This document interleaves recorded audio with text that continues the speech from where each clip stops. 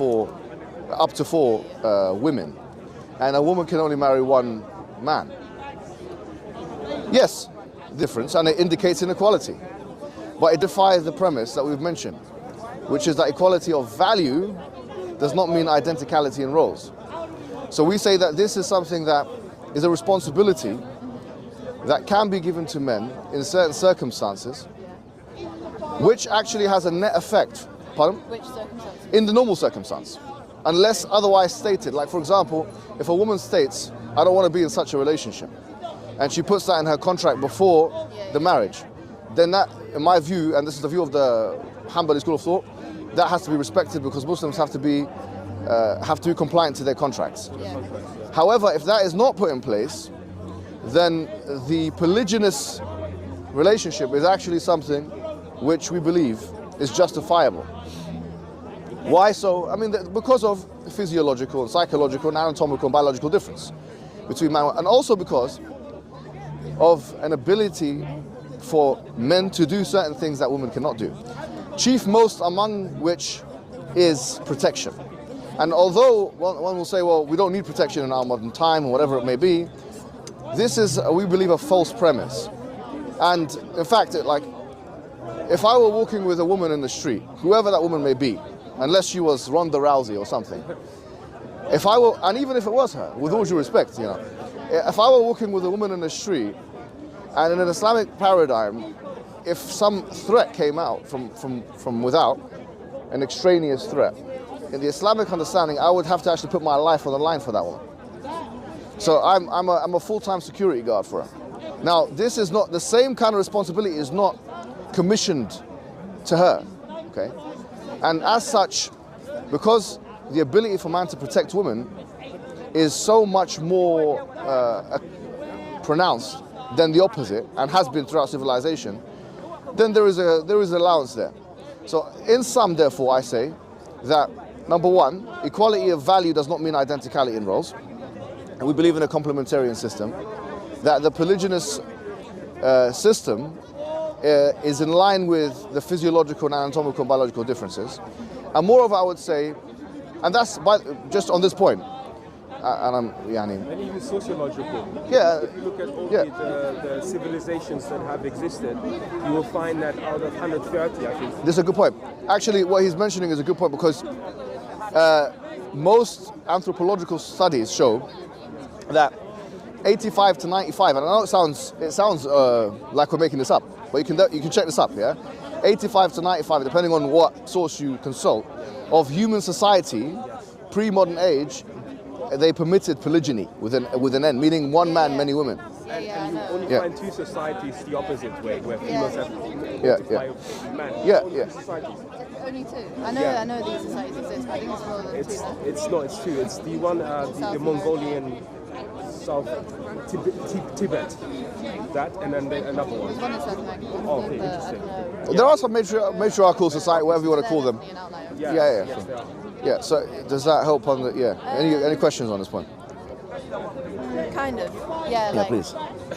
Like a lot of the reasons that people have told me is because back in the day, when Muhammad was alive, there was lots of wars going on, and men would I've kind of forgotten what it is, but it's or men will outstrip women in terms in terms of, or the women will outstrip men in terms of population numbers and all that kind of. So how is that going to be transferred to Yeah, that's not the reason. That's a false reason.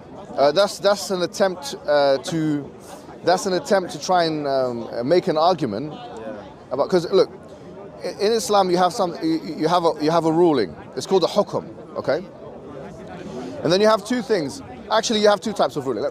You have what you call ta'abbudi rulings, these are rulings with no reason. Like, why do we pray 4 units of prayer rather than 5? Why do we pray 5 times a day rather than 6?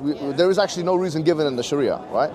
We believe as Muslims that we are to submit to the rule of God, the wisdom of God, right? And there are other rulings which have a reason.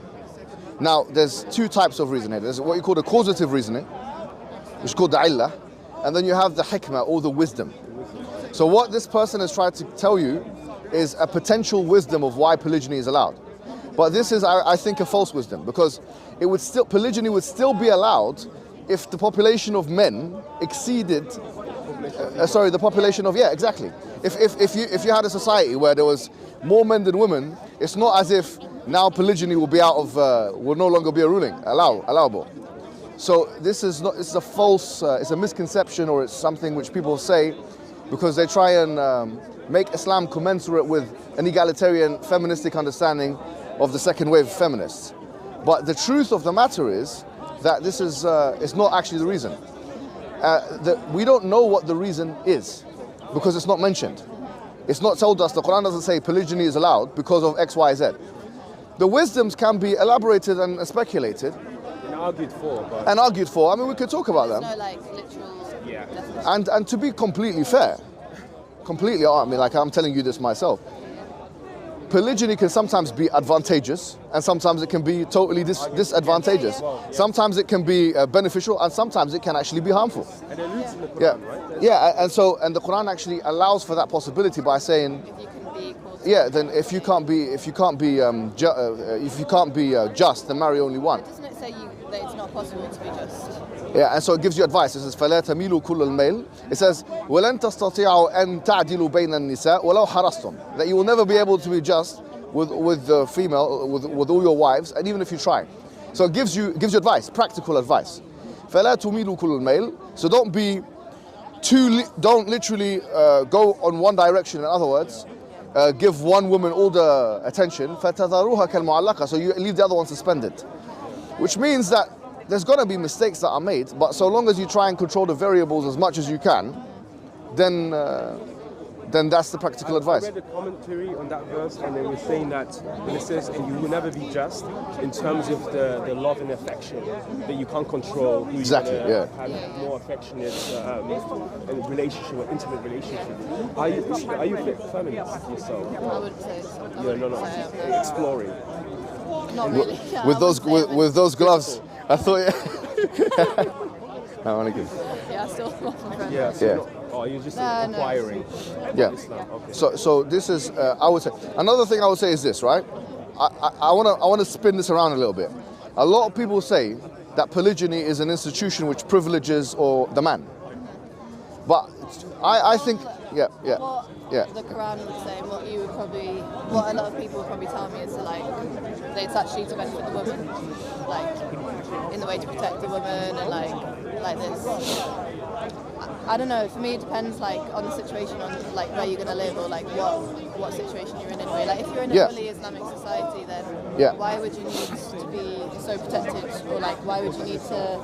If you're in an Islamic society where everyone's practicing Islam in the proper way, then a woman surely doesn't need to be protected by. No, because here's a huge misconception, and this might sound to even Muslims, it might sound a bit odd. Yeah. If Islam was implemented perfectly in its entirety, and there would still be a miscarriage of justice. Okay? We believe that if Islam was, let me just mention this point again. If the rules of Islam were implemented absolutely perfectly in a utopian imagination, and the ruler was perfect, and the people were I'm not going to say the people were perfect, but the people were there, and the rules were implemented perfectly, yet there would still be a miscarriage of justice. The reason why is because the rules are not meant to produce perfect results. We believe in an eschaton, which is which means the afterlife, right? So we believe in the Day of Judgment. In other words, the Day of Judgment is a forum wherein which all the injustices will be righted, all the wrongs will be righted. So, because people by their nature are imperfect, there will be people that get away with injustice in the world, even if the Islamic ruling was perfectly implemented. Let me give you an example. In Islam, it says that if you, for example, I'll give you a very controversial example, okay? Abstractly and classically, there's a death penalty for those who cheat on their spouses, man and woman. It's the exact rule, right? But if a man goes into his house and he sees another man with his woman, literally having intercourse with her, yeah? He's not allowed to do anything. Now, the Quran actually tells you what you have to do. What do you mean he's not allowed to do? He's not. Islamically, from an Islamic, he's not allowed to try and exert vigilante justice I'm not saying he will or he wouldn't. That's a different story. You know, but Islamically, he's not allowed to do anything. He's not allowed to get physical. He obviously can divorce her. I mean, he's finished the relationship. That's it. Yeah. Now, what happens? The Quran says you have to do something called mula'ana, which basically is that they go back and forth, and in front of a judge, and they say that basically you're lying, and then the woman has the last say. The woman, وَيَدْرَأُ عَنْهَا الْعَذَابِ. Literally, the woman wards off any punishment of her if she says, if she testifies 4 times or whatever. There's the process. Now, that means that this man has to live knowing that another man came into his house and had intercourse with his wife on his own bed, where he bought the bed and he bought the house, and he, you know, all that stuff. He has to live with that now. Now, in a sense, that is a miscarriage of justice. I can give you another example which affects women as well. I'm not being, but in a sense, that's a miscarriage of justice from the Islamic perspective. Why would that be written in the Quran if the Quran is supposed to like create a kind of perfectly just society? It's not. The Quran doesn't. It's not written, but it's like a. What I'm saying is, because there's an evidentiary bar, which sometimes people will get away with certain things, that even if we consider all of the things are being perfectly followed according to the Quran, it's still conceivable that there can be miscarriages of justice. And in that case, the case is literally deferred to the eschaton, to the Day of Judgment, which we believe every little thing that anything has ever done to anybody, any little thing that anyone has ever done to anybody, that will be weighed and it will be recompensed. And that's also, if I may, there are certain examples in history, Western particular history, people like Robert Owens, for example, they were so utopian, like, industrialist, who then moves to like sort of the New World, America, and builds this utopia, and it doesn't last 5 years. So like this, I think it's to do with the limitations as well of the human ability and possibility to be perfect at all time, because it's almost impossible to be perfect at all time, because we are not omnipresent, we're not omnipotent to be everywhere and pass judgment that this is always just. So it's inbuilt almost that we will fail. Is the law perfect? Yeah, so we would say the law is as perfect as it can be in the world, right? But it doesn't produce perfect results. So it allows for injustice? It allows for, it's conceivable that Islamic law can be implemented fully and injustice can still happen. And if that wasn't inconceivable, then there would be no need for the Day of Judgment. So we believe, absolutely. Like, for example, the munafiqun, the ones who didn't believe in Islam, the hypocrites, it's unjust in a sense that they were allowed to continue existing in that society in the way that they did. But their case will be deferred on the Day of Judgment. But like the example I gave you is probably a better example. Now, the point I'm making is, in short, therefore, we have to look at what Islam says, what the premise of Islam is, when it relates to things like polygyny, when it relates to things like the rules, because a lot of what people do is they bring in their kind of foreign ideas, which for us are foreign, right? So Western ideas, Enlightenment ideas, and they superimpose. That becomes the barometer for what becomes mainstream acceptability or the normative or whatever it is. And if it doesn't comply with that, then it's not compliant. It's not true. But that's, for me, that doesn't have creedal disproving implications. So just because something is not compliant with second wave feminism, it doesn't mean it's not true. Yeah. Do you see what I'm trying to say? Just because something is not, I don't think we need to bring feminism into it. Yeah. No, of course. No, I appreciate that. Like, I don't think.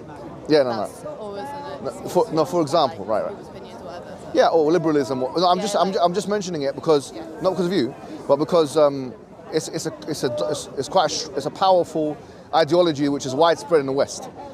Yeah. It's dominant in the West. Like liberalism is dominant. It's a dominant ethic in the West. And so just because something is not in line with liberalism, it doesn't mean it's not true. Yeah. First, we have to prove that liberalism is true or false, or whatever ideology we're talking about is true or false in the first.